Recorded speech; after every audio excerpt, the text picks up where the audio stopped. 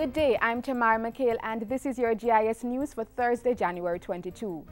Inflation declined by 3.1% in 2014 when compared to 2013.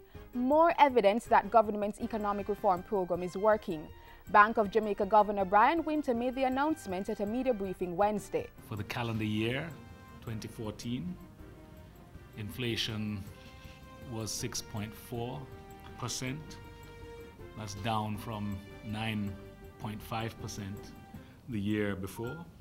At this point, it's likely that inflation for fiscal year 2014-15 will come in below the 7 to 9% target.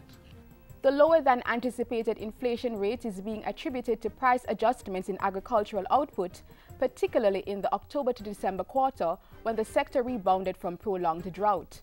As a result, the BOJ governor has readjusted the bank's inflation outlook for the 2015-2016 fiscal year. So when we look ahead to September 2015, the 12-month inflation rate that we are currently forecasting will fall within the range of 3.0 to 5.0%. Meanwhile, the Jamaica Chamber of Commerce is reporting an increase in consumer and business confidence.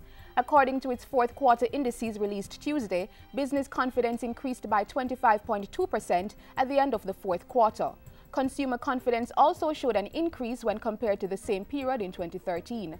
The jump in consumer and business confidence has been attributed to government's policies and its management of the island's macroeconomic environment. Still on business news, operators of micro, small and medium-sized enterprises (MSMEs) can now source information on financing and technical assistance for their businesses online. On Wednesday, the Development Bank of Jamaica and the UWI Mona School of Business launched a $14.4 million database called Jamaica's MSME Finance Directory. It's designed to address some of the challenges faced by entrepreneurs in setting up and expanding their businesses. Jamaica's MSME Finance Directory is one such response to a need that we have identified.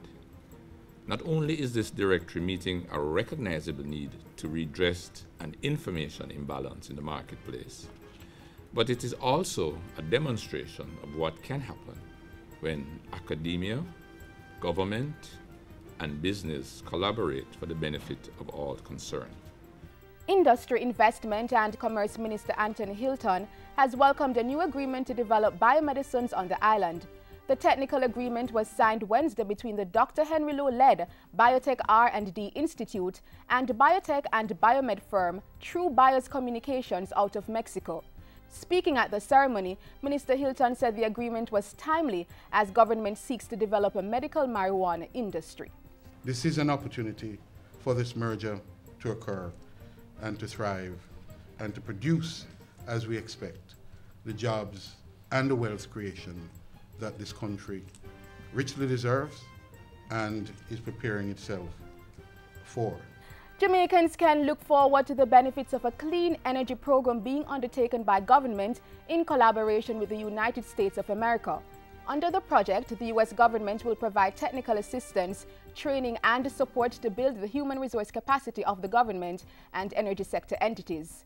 At Wednesday's MOU signing, Energy Minister Philip Paulwell said the program will focus on energy conservation and efficiency, as well as the expansion of renewable energy usage. Despite the falling price of energy today, Jamaica is even more resolute and committed to continue on this path of energy conservation and efficiency, energy diversification, to embrace the newer, cleaner fuels, and of course, fully take on board renewables.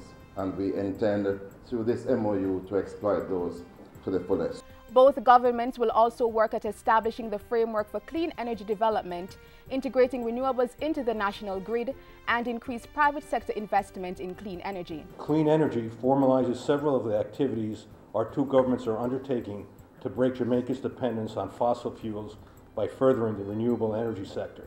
And finally, more jobs and training opportunities for the blind and visually impaired are expected outcomes of a two-day social enterprise summit set for January 26 and 27 at the Jamaica Pegasus Hotel. At a recent JIS think tank, organizers said the summit marketplace was aimed at increasing employment, investment and revenue within select communities across Jamaica, working with social enterprises. At the summit, you'll be able to buy products, you'll be able to learn about what other organizations are doing, and you're able to network and collaborate with other organizations. The summit is a partnership between the Jamaica National Foundation's Social Enterprise Boost Initiative and the United States Agency for International Development. And that's it for JIS News today. I'm Tamara McHale. Thank you for watching.